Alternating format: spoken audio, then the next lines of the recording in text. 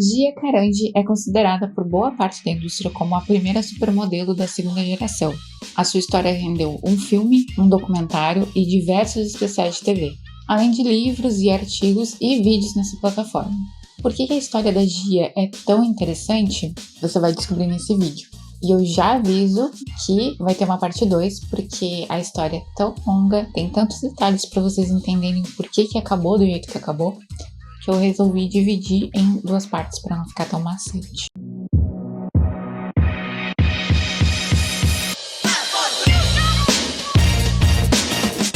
Gia Marie Carangi nasceu na Filadélfia em 29 de janeiro de 1960. Ela era a mais nova de 3 filhos. Seu pai, Joseph Carangi, era dono de um restaurante italiano e a sua mãe, Kathleen, era dona de casa. Até os 12 anos, a vida da Gia era basicamente ficar em casa com a mãe e brincar, ser uma criança. Aos 12, os seus pais se divorciam por diversos problemas conjugais e a partir daí a Gia fica oscilando entre cuidar da casa junto com os irmãos e ajudar o pai no restaurante. O casamento dos pais da Gia era bastante complicado, os dois tinham um temperamento muito forte. Infelizmente, a Kathleen sofria constantemente e ela disse que antes que ela tasse o próprio marido, ela resolveu sair de casa, porque um dos dois ia cometer ela sai de casa e logo se casa novamente. E o Joey fica alguns anos ali quase que em choque pelo fim do seu segundo casamento. Ele já tinha sido casado antes.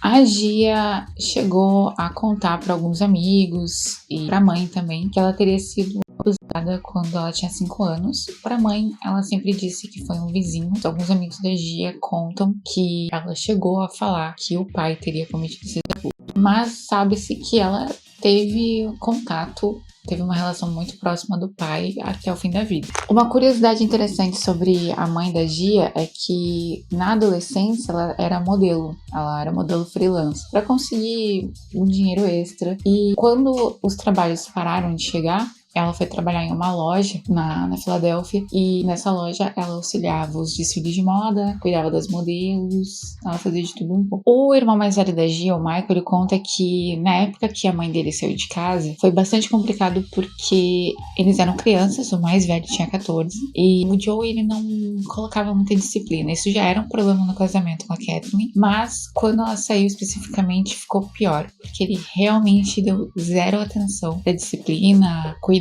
etc. Então, eles é que cuidavam de si, cuidavam da casa, mas ele fala, o Michael, o irmão da Gia, fala que essa parte realmente foi crucial para moldar, talvez, a personalidade da Gia e até mesmo deles. Outro problema constante, já desde bem pequena dentro de casa, é que a Gia tinha algumas agressões verbais quando ela era pequena. O pai dela era muito machista. Diversas falas dele levaram a Gia a crer que ela teria sido mais amada por ele ou preferida se ela fosse um homem. E a mãe da Gia, Kathleen, acredita que parte do desenvolvimento dela como adulta pode ter também surgido daí. Um tempo depois da separação dos pais, a Gia foi morar com a mãe e o padrasto. Dessa vez, apesar de estar em um ambiente muito melhor, a Gia não conseguia se encaixar na disciplina, em regras. E o Harry, o padrasto da Gia, ele tentava disciplinar a Gia, mas ele não era o pai e ela já não gostava dele por causa disso, por ele ser um padrasto. Alguns amigos próximos da Gia que dizem que até o fim da vida ela realmente acreditava na possibilidade dos pais voltarem. Diz a Kathleen que, e não só a Kathleen, na verdade muitas pessoas falam, que a Gia tinha um poder de manipulação muito forte, que ela conseguia se safar de quase tudo. O Henry Spare, que é o padrasto da Gia, ele conta que ela chegou na casa deles como uma menina doce, delicada, bonita, e que quando ela começou a ouvir David Bowie e andar com fãs de David Bowie, e aí em shows de David Bowie, que ela teve uma mudança muito brusca. Cortou o cabelo, começou a usar roupas não tão femininas. Por conta disso, a mãe da Gia, ao invés de repreender, ela resolveu que ela ia tentar entender esse universo. Então ela começou a ir em shows com a Gia, começou a andar com os amigos da Gia, receber eles, conversar, ouvir entrevistas do David Bowie, para tentar entender aquele universo. Ela e o padrasto culpam bastante essa fase também, o David Bowie, pela rebeldia da Gia. Alguns amigos da infância e da adolescência da Gia falam que boa parte do problema, na verdade, era porque a Gia gostava, se divertia, tentando testar o padrasto e a mãe.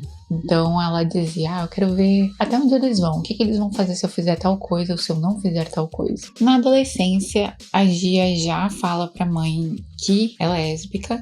A Kathleen acha uma carta que ela escreveu para uma amiga que provavelmente tinha um relacionamento e a Kathleen não aceita. Não aceita no sentido de ela não acredita.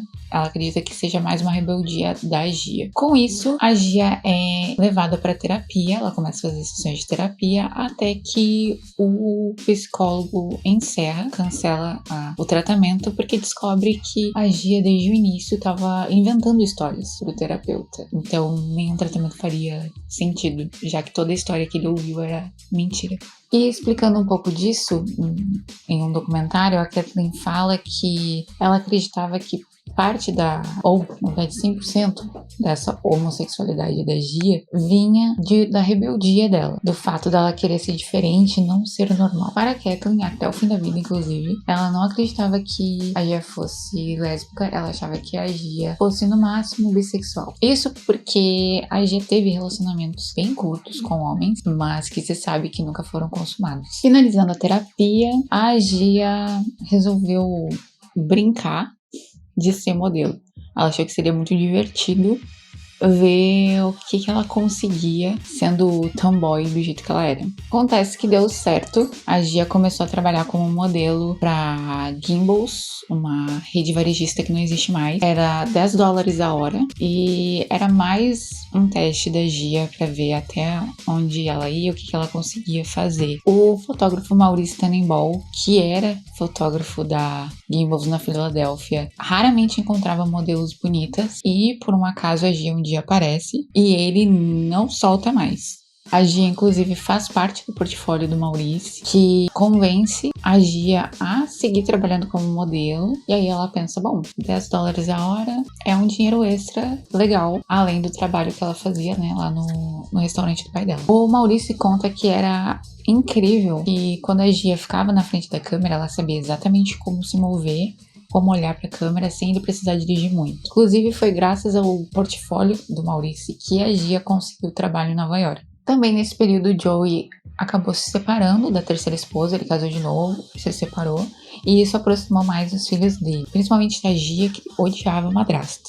O que aproximou mais ainda a Gia do pai nessa época foi que ela notou que ele não se importava com ela andar com meninas, ou gostar de David Bowie, ou sair à noite, enfim, ele não julgava a vida dela. Eventualmente, aos 17, a Gia se muda para Nova York para levar a carreira de modelo mais a sério. Ela chega em Nova York a pedido da Wilhelmina Cooper, e naquela época a Wilhelmina era uma das maiores, e ela achou a Gia no portfólio do Maurício. A Gia e a Wilhelmina têm uma conversa rápida e suficiente para elas se amarem no primeiro encontro, e aí a Wilhelmina então contrata a Gia. A Gia, tendo 17, não poderia participar de diversas campanhas que ela participou e que vocês podem achar as fotos aí na internet, e inclusive eu vou passando aqui durante o vídeo, mas a Wilhelmina mentiu na ficha da Gia, então as marcas iam chamando para seja qual for o trabalho, achando que a Gia já era maior de idade, já tinha 18. Imediatamente, a partir do momento que o catálogo, que a ficha da Gia é disponibilizada na agência, Balenciaga, Versace, todas as grandes marcas começam a chamar a Gia. A agenda dela começa a ficar lotada já na primeira semana. A Gia ficou bem animada porque ela era fã da modelo Patty Hansen e para ela era uma chance de conhecer a Patty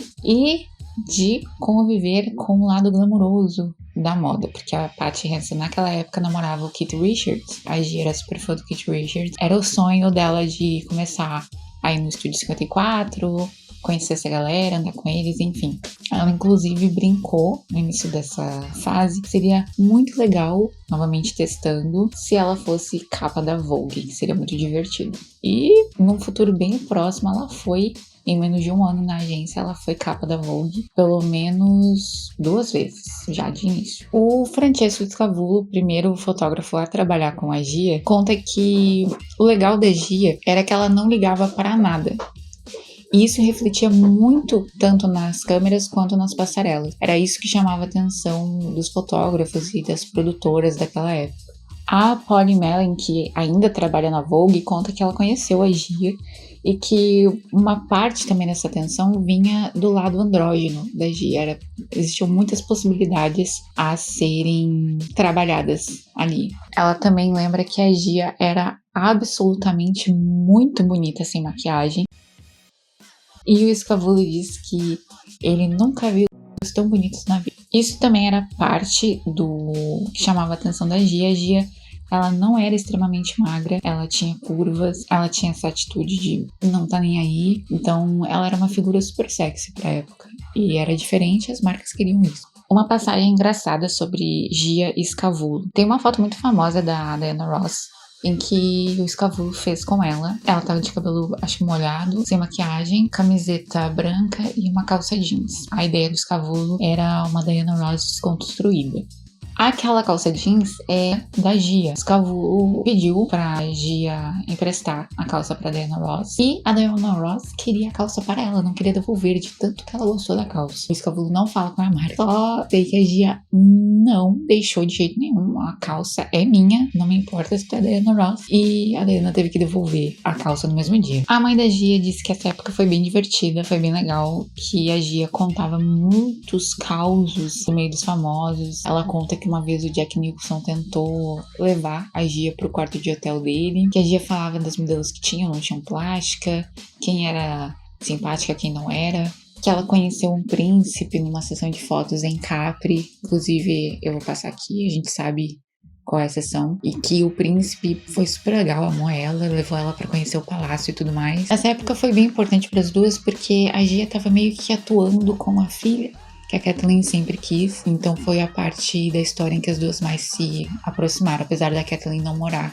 com a Gia em Nova York. A Gia era muito ativa, então para não ficar entediada em Nova York, porque ela não tinha ninguém lá, ela morava sozinha, ela resolveu se inscrever em um curso de fotografia que tinha um projeto para tirar fotos de moradores de rua. Só que a agenda da Gia começou a ficar tão apertada que ela precisou abandonar o curso e o projeto. Quanto mais intensa ficava a agenda da Gia, mais ela andava com o pessoal da indústria da moda. E lembre-se, anos 70...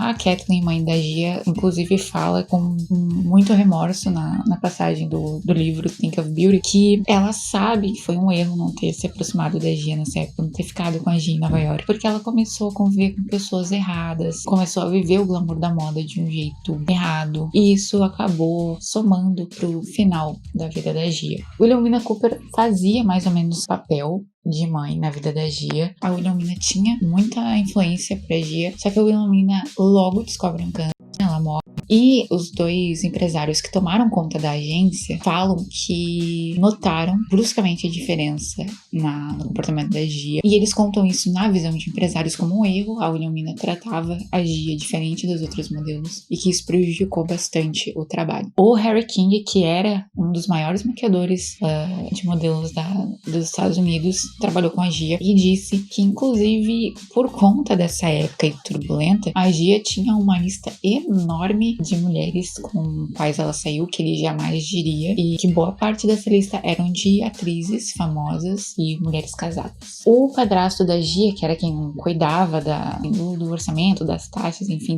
do faturamento da Gia não lidava bem com essas coisas, conta que na época do auge da carreira da Wilhelmina, ela chegou a fazer $100 milhões em um ano. Wilhelmina Cooper, a agência, esperava que no ano de 1980, a Gia fizesse 500 milhões até o final do ano fiscal. O problema é que em 1980 as coisas começaram a ficar um pouco mais obscuras na vida da Gia, que é quando ela se afunda na...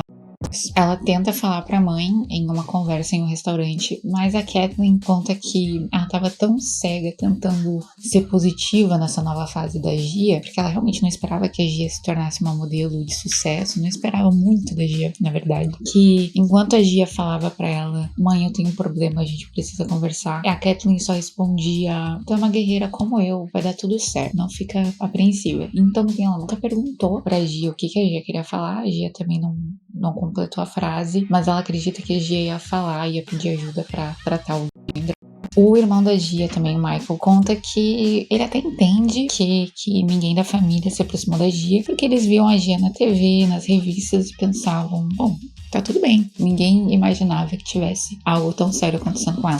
Então, no fim, a Gia virou amiga da Pat Hansen. E a Pat Hansen era, como vocês podem imaginar, né? E frequentava o Estúdio 54, começou a andar com Kate Richards, e uma coisa leva a outra. E aí outras pessoas do núcleo ali, daquele mundo, também participaram dessa fase. Inclusive, um assistente de fotógrafo comenta que em uma viagem, ele encontrou em um barco droga da Gia, jogou no mar e ela ficou absolutamente histérica. Por pouco, ela não foi embora. O escavulo acalmou a Gia e ela aceitou ficar. Sobre essa passagem, a Gia fala no diário dela o seguinte: eu não sei o que está acontecendo na minha vida. Nada parece se encaixar. Eu quero muito viver, mas sou extremamente triste. Eu choro quase todos os dias. Eu queria saber o que fazer. Eu rezo para que as coisas se encaixem.